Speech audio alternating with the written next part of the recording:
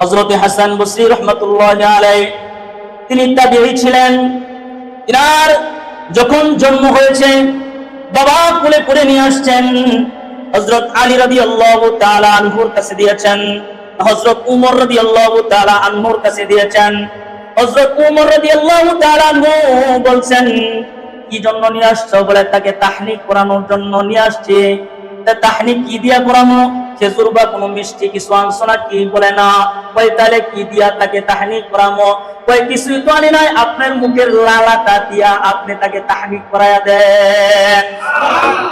মুখের লালা হযরত হাসান বসরি রাহমাতুল্লাহি আলাইহি জিহ্বায় যখন দিবেন, হযরত হাসান বসরি রাহমাতুল্লাহি আলাইহি বড় হওয়ার পরে তিনি এমন মুহাদ্দিস হইছেন, তিনি এমন আলেম হইছেন, বড় বড় কিতাবের মধ্যে হাসান বসরির নামটা উল্লেখযোগ্যভাবে এসে যায়।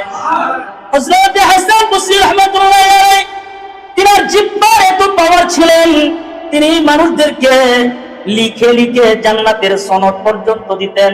সুবহানাল্লাহ। হযরত হাসান বসরি রাহমাতুল্লাহি আলাইহি তিনি লিখে লিখে মানুষকে জান্নাতের সনদ দিতেন, যাও তুমি জান্নাতি, এইভাবে মানুষদেরকে সনদ দিতেন হযরত হাসান বসরি। এমন একজন হাসান বসরি, তিনার একজন ব্যক্তি তার দুর্নাম পড়ে আয়েশা বলে, হযরত জনেক একজন ব্যক্তি আছে যে ব্যক্তি আপনার দুর্নাম পড়ে, আপনার গীবত করে। তো হযরত হাসান বসরি রাহমাতুল্লাহ আলাইহি বলে, যাও তুমি তাড়াতাড়ি বাজারে যাও। বাজারে যাওয়ার পরে বলে, বাজারে সবচেয়ে উৎকৃষ্ট দামি যে খেজুর আছে, এই খেজুরটা তুমি ক্রয় করে কিনে আনো। সুবহানাল্লাহ।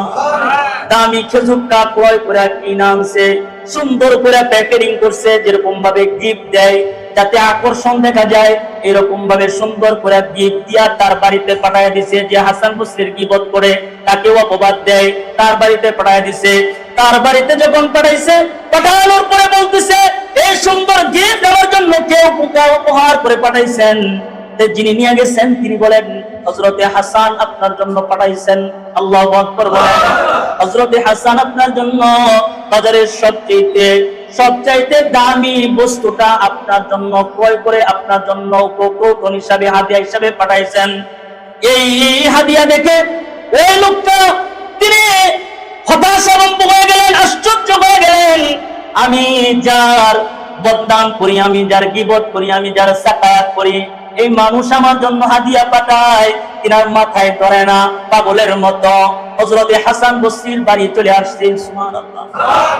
হযরত হাসান বসরি রাহমাতুল্লাহি আলাইহি বাড়িতে চলে আসছেন। হযরত হাসান বসরি রাহমাতুল্লাহি আলাইহি ডাইকা বলে, ও হাসান, আমি যে আপনার গীবত করি এটা কি আপনি জানেন? আমি যে আপনার সাকায়াত করি এটা কি আপনি জানেন?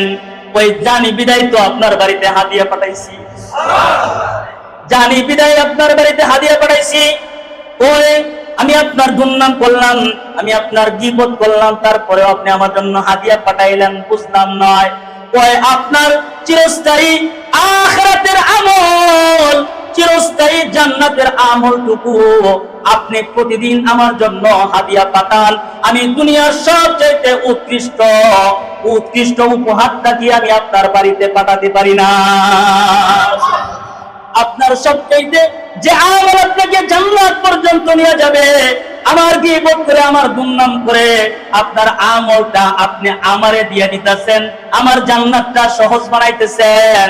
আমার জান্নাত যে ব্যক্তি সহজ বানায়, তার জন্য কি বাজারের সবচেয়ে দামি গিফটটা কি তার বাড়িতে আমি পাঠাতে পারি না? সুবহানাল্লাহ।